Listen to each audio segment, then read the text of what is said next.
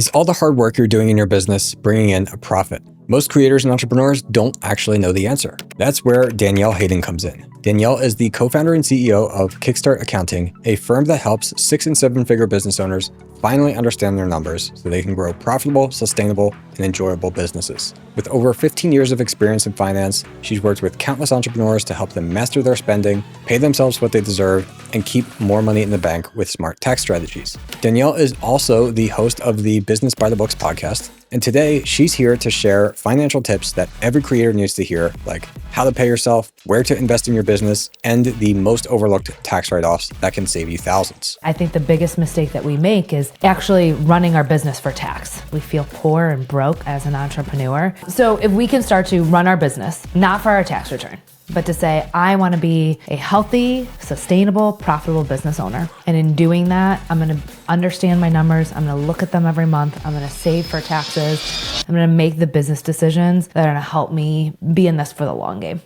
Welcome to The Creator's Adventure, where we interview creators from around the world hearing their stories about growing a business. Hey everyone, I'm Brian McAnulty, the founder of Heights Platform. Let's get into it. Danielle, welcome to the show.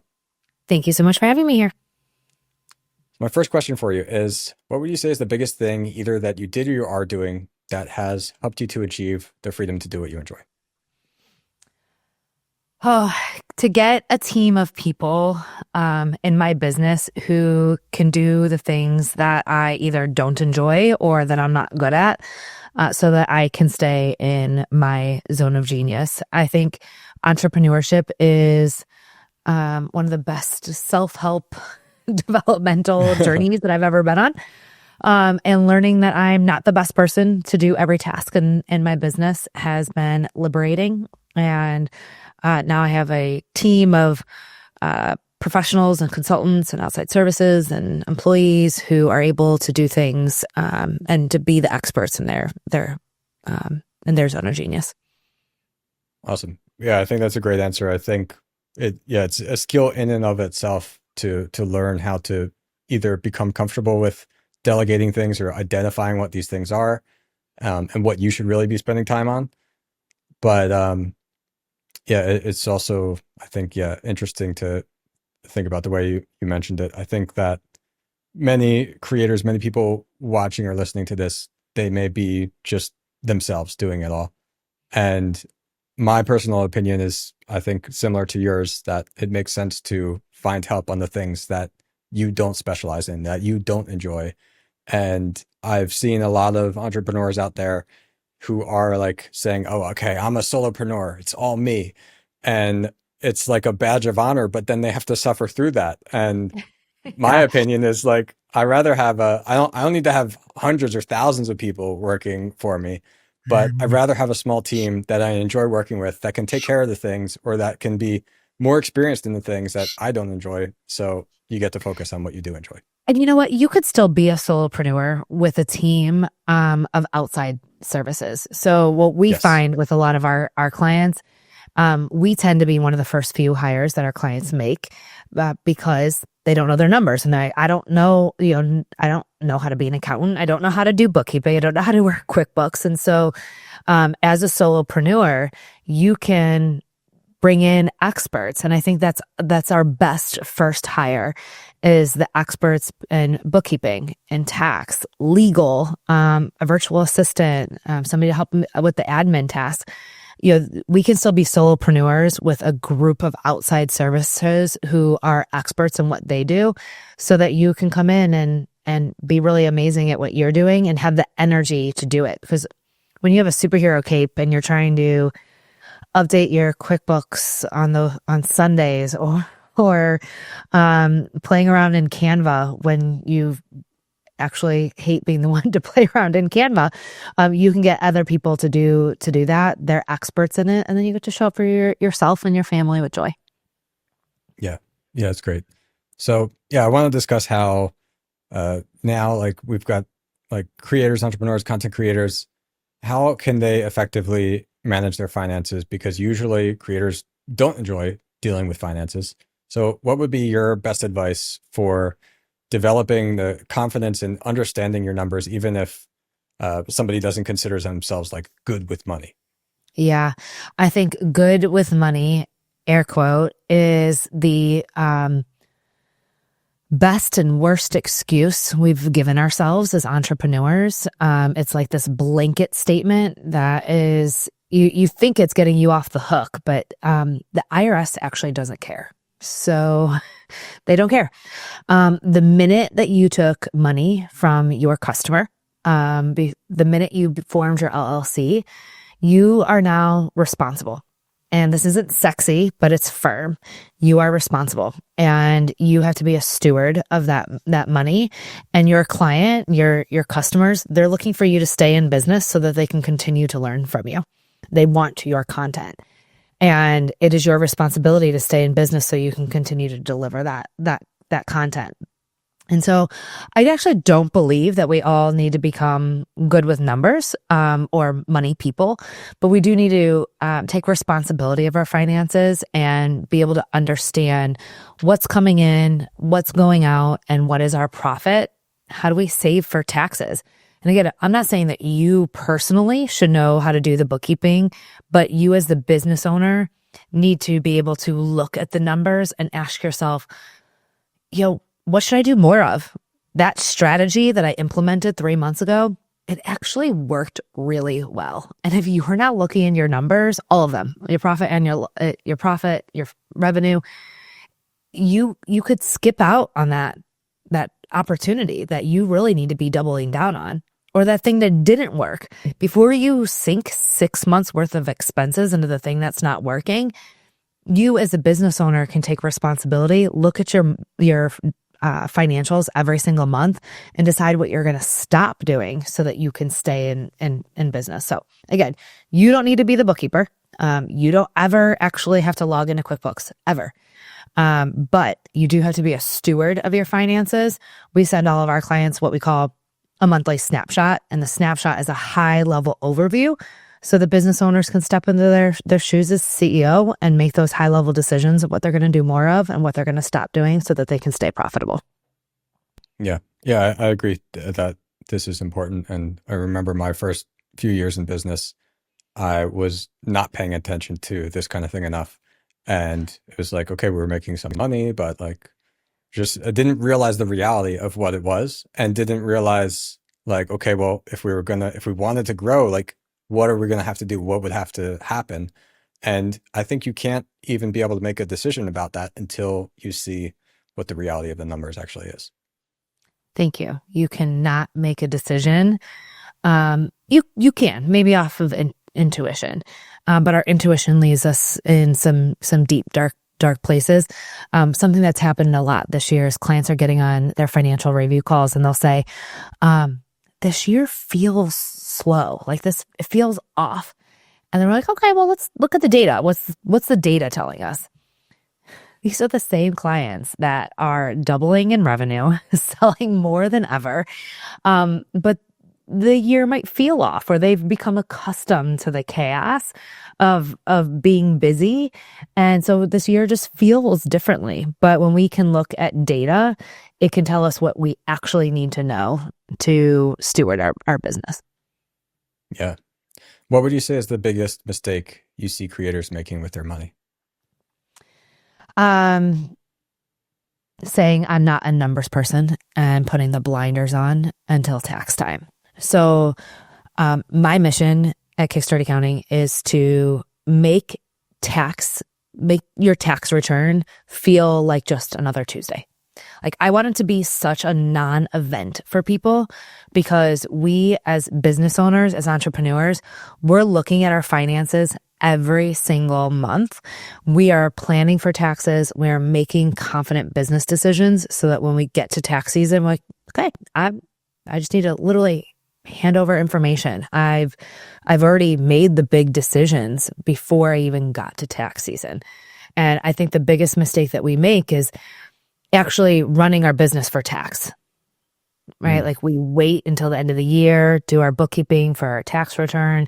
We're throwing every meal, every personal expense we possibly can through the business. We're air quote making everything a write-off. And then we look at our business, it's not profitable. We feel like we don't have any money. We feel poor and broke as an entrepreneur. And then when we go to buy a house or a car, we have tax returns that don't show any profit, and so they won't give us a loan.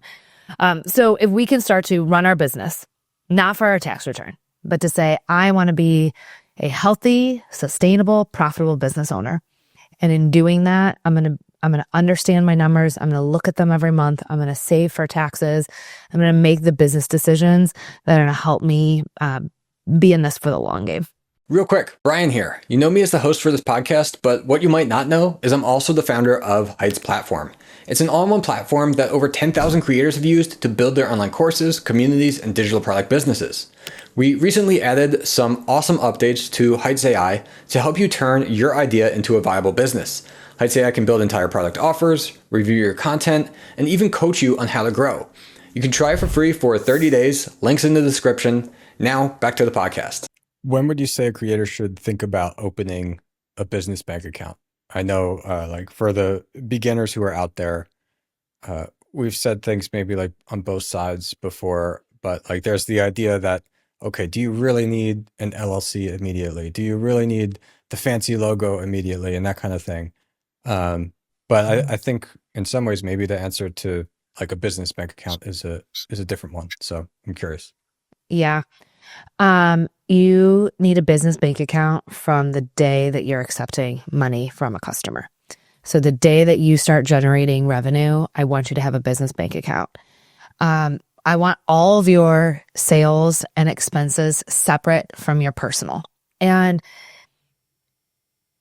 I like to think of a challenge for all of us as business owners is, where do I want to be 1 year, 3 years, 10 years from now? And if I have this goal of being a business owner, bringing in 100,000, $500,000, right? I want to be that business owner. Well, what are the habits and structures and systems does that person have? I need to start to demonstrate those now, so that I can become that person. I can't become that person if I'm commingling business and personal expenses. So the day that you start accepting money from a customer is the day that I want you to have that business bank account. Now, you might even consider getting the business bank account before you start generating revenue. So if you are starting to make purchases for your business, like the logo, the website, the information, all the things that you need, the systems that you need, I would recommend opening up that business checking account, making one owner's contribution, and then spending the money from that business account. It's going to make life easier for you, your bookkeeper, and your tax accountant. Yeah. And it's easy to do that kind of thing too. It's so easy easier to to do that than deciding on a logo and all these other things. So yeah. And I like that point about like kind of thinking like, well, what would have to have happened, or what would have to be true if I was making $1 million a year? Well, I'd probably have a business bank account, probably not messing everything in my personal accounts. And so, yeah, why not that's an easy thing to check off and just have done at the start. Structure it now, create the habits. So I think many creators are focused on revenue goals. Like they want to hit a 6 or a 7-figure income, something like this. Would you encourage them to take a different approach? And what like daily or monthly habits would you say help kind of shift that mindset? Look, revenue's fun. It's sexy. I get it. And I have lots of revenue goals in my business too. So, I understand the draw to revenue. More revenue does not equal more profit. It does not equal more money in the bank. In fact, for most of our clients, the bigger the business they run, the bigger the problems, bigger the expenses, and bigger does not mean more profitable. So really understanding what is your true goal. So when we onboard our CFO level clients, we take them through a very unique onboarding process because we want to see what is your 10-year goal, your 3-year goal, and your 1-year goal. And it helps us be able to create the budget and the planning, the habits for the next year when we can envision where you want to be in 10 years. who are you? Who's your family? How much money do you need to be bringing home personally to make this business a success for you? Once you know how much you personally need to bring home, how much your family needs from you, where you really want to see this business, then you could start to create the real numbers that you need to be looking at monthly. I'll say simply, if you look at nothing else, I want you to look at your profit. So there should be two numbers every month that you're looking at. It should be your revenue and your profit. And your profit should be around 15% of your sales, paying yourself and all other business expenses. So we want to have at least 15% in profitability after we've paid all of our expenses. Obviously, I want you to look at your full income statement and your full balance sheet. But when we send our clients their snapshot, we're pulling out those high level pieces of information: revenue, top 5 expenses, your net income, and then where's your cash going? Are you taking owner's draws and debt payments? So revenue is sexy, but the profit's the number that you need to know. Yeah. Yeah. And I think it's important to like mention that like this, the goals in the future, it's not like just some aspirational thing or whatever, that it's actually helpful and important to understand, because different people want different things in their business. And so if somebody says, you know what, I want to just grow like crazy at all costs or whatever, and I have this giant team and everything, well, then they may be acting in a certain way that's going to be a little bit different. And they may be okay, maybe, I don't know, taking less profit or something earlier on or whatever, because they just have this vision that's like, has to be that, nothing else. But also there might be a creator who says like, I want to be able to just build a successful life for my family, and like, just, I'm okay with this. It doesn't have to grow too much. I want it to grow, but like, that's okay. And so, yeah, if you're in those shoes of that creator, you don't want to find yourself in the position where, okay, I just hired 10 people or 20 or 30 or 100 people, and now we have all these problems that we've created. Just like you mentioned, with like, the more revenue doesn't necessarily equal a good thing if all that revenue, all those problems, and you end up with the same amount of profit. And often we see that it does not mean hockey stick profit. When your revenue hockey sticks, we don't always see a hockey stick profit. And I just want to add to what you're saying. We all have seasons of owning a business. So just because we come into this in a high growth mode doesn't mean we're going to stay there. So you come in and you say, all right, I'm growing this thing. Like I intentionally want to grow this business. Your season of spending needs to be higher. Advertising, marketing, consulting, training, right? Like software. You are pouring into building and growing this thing. And that is going to look very different than somebody who says, hey, look, I'm in maintenance phase. I've honed in the systems. I had the tools, the software, the people. I got that dialed in. So now I want to optimize my expenses. That's a very different business owner, and they're going to start to dial down in some of the advertising and marketing. They're only doing the things that work and work really well. And so your spending is going to be very different for that business owner. And so knowing what season that you're in, you can dial up or down your spending so it aligns with where you want to see your business go. Yeah, that's a great point. Would you say, like in the US, what are the top maybe like overlooked tax write-offs that content creators specifically might miss out on? And can you share like any examples of a deduction related to like that unique form of work, like equipment, travel, or software? So I think the big thing that I see in this industry is being scared of the IRS. Like I'm not sure what's really for my business and what's for me personally.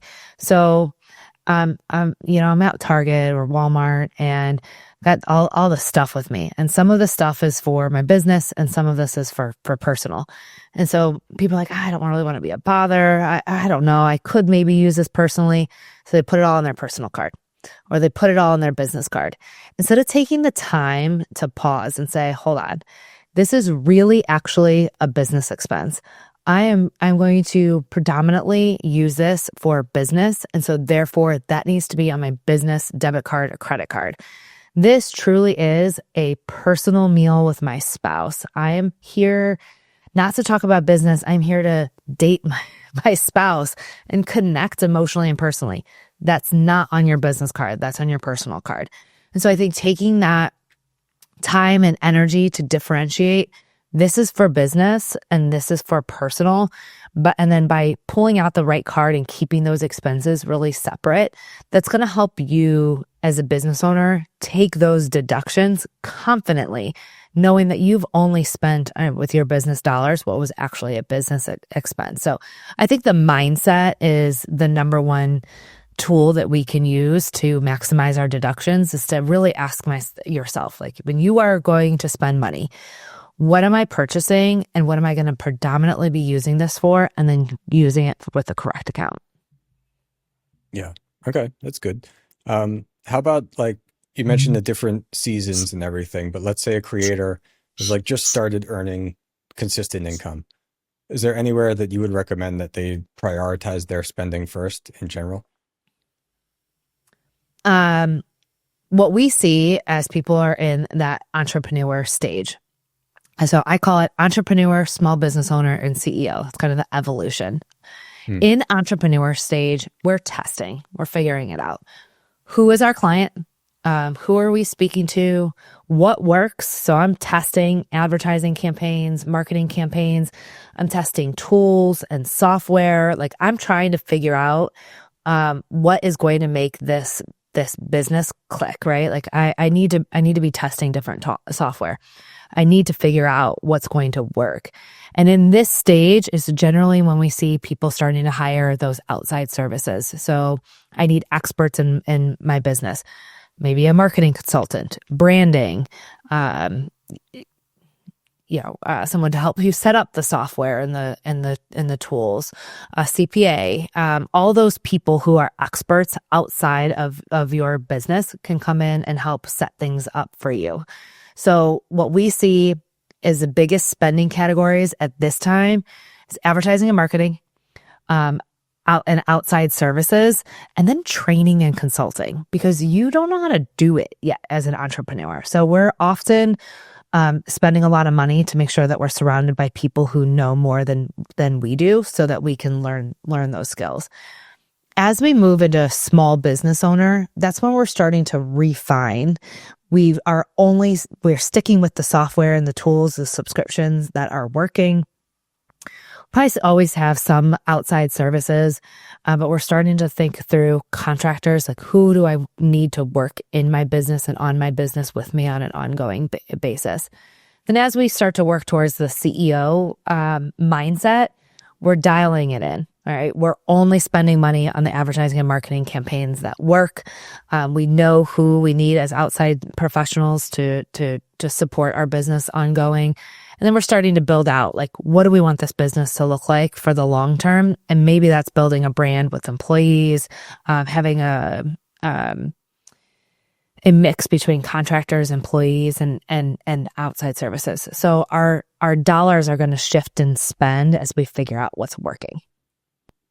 Got it. So also, like, with these kind of changes of the season of the business, and I guess just overall, especially for a newer entrepreneur, they may not have really consistent income yet. So if you've got this uneven income, do you have any recommendations for, like, a system to better manage that without creating this, like, constant stress for yourself?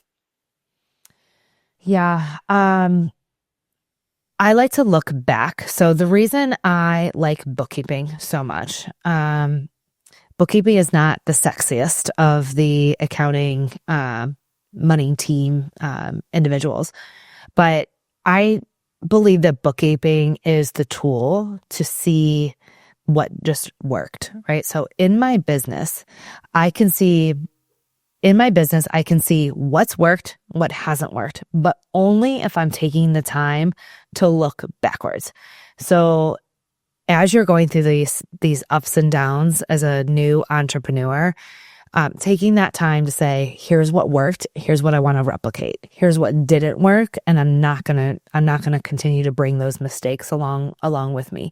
And then in terms of cash flow, it is really knowing your numbers on an ongoing basis. So if you have no income coming in this month, like literally zero, what what is the amount of money that you need to have in your checking account to sustain all of your operating expenses so that you can stay in business until you can smooth out those ups and downs. So just knowing exactly how much it's going to cost you to run your business, that becomes your first North Star before you can, before you hit the 6-figure goal. That's not a goal yet. It's to know what is my cost on average each month to just sustain this business, just to keep it alive. That's my true first North Star. Yeah. Yeah, that's good. So you've developed this money personality quiz. Can you explain like how does understanding money mindset help creators make smarter financial decisions? It's interesting. I think that we have so much shame around money and the way that we spend money, the way we act around money. And our money personality type really influences how we show up with money. And it's not something that we should be shameful. Our childhood, the people around us, they've shaped who we are with money. And unfortunately, we don't get to hang up the personal code as we walk into entrepreneurship and put on a new mindset, although we try. We're taking all those old stories with us. So our money personality type, we find that there's one of four types. And some people resonate with more than one. But if you go to kickstartaccountinginc.com/quiz, you can take the full quiz to see where you land. But first is our free spenders. Our free spenders love to spend money before they even look at their financials. So they're not one to say, oh, I want to make this purchase. I want to run this new marketing campaign. I want to do this new thing.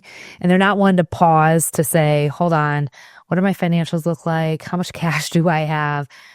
They see it, they want it, they spend it. And so that's our free spenders. Then we have our savers, and our savers, they get on the call at kind of ears, shoulders, and like, where should I cut back? Right? With our savers, we're like, whoa, we're not telling you to cut back. It's just that no amount of money for our savers is ever going to feel like enough. And so for our savers, it's really important to work through, what do I need to have as a cushion in my business so that I can operate my business for 1 to 3 months and the time of a slow season, and reinvest those dollars back into the business. So I need to spend money to grow a healthy business. It takes spending money to grow a business. And so for our savers, it's realizing that we can have money saved 1 to 3 months and still spend money in a way that can support the growth of our business. Then we have our perfectionist, and the perfectionist is exhausted. It's exhausting, probably in every area of their life, but definitely when it comes to money, because our perfectionist wants to know where every single dollar is coming in from and where every single dollar is going out. And so they're so focused on every single penny that they can't pull up to see the big picture of what they're spending on and why they're spending. And then the last is the balance seeker. And our balance seeker is really somebody who says, all right, I know I need to invest these dollars to grow a business. I know I need to have a savings, but how can I balance both desires and to be a healthy, sustainable business? So I fall somewhere between free spender and saver. It's really interesting. In my personal life, I show up as a saver. But in my business, I'm a little bit more of a free spender. That's interesting because it's kind of the opposite almost, but okay. Yeah, I was going to ask, where do you think you land? I would say probably maybe in between the balanced and the free spender, I Okay. guess. Yeah. Yeah, I see some people who are so on the saving side, and I feel that I can't relate to them because I understand I've got to invest money into the business. But at the same time, not so much that I'm going to buy every single thing I think about the first moment. So, yeah, interesting. Can you share maybe like a story of a client who was able to kind of completely change their business by shifting how they handled money? Yeah. We had a client. She had a very successful business, and she had decided to add on to her first revenue stream with a second revenue stream. And on paper, if you looked at revenue only, the business was booming. I mean, she was bringing in clients left and right. Sales were coming in. And from a mindset perspective, she's somebody who definitely balance seeker, maybe even free spender. She was willing to invest the dollars to grow her business. She wanted to make an impact and she wanted to have a successful high growth business. And so she was willing to put those dollars back out in order to be able to fund it. However, we were sending her financial statements every single month. So in our snapshot, we like to show trends over time. So we'll often do the rolling 12-month trend. So you can see where your revenue is coming in over the last 12 months, where your expenses for the last 12 months, and profit. And what she was seeing was that her profit was actually declining. Her credit cards and her debt was increasing. Sales were still coming in, right? Like if that's all you were looking at, you would think that she was doing great. But what was happening is that the contractors that she had hired, the people that she had hired in her business, were actually charging her more than she thought she was going to need to pay them to complete each job. Mm. And it was about August when she came to me and said, I got to shut this down. I was floored because, again, if you were only looking at the revenue, you would never shut a business like this down. But she knew that it was costing her too much money. It wasn't profitable. And then if she kept on going the way that she was going to end up bankrupt. And her family needed her business income to sustain.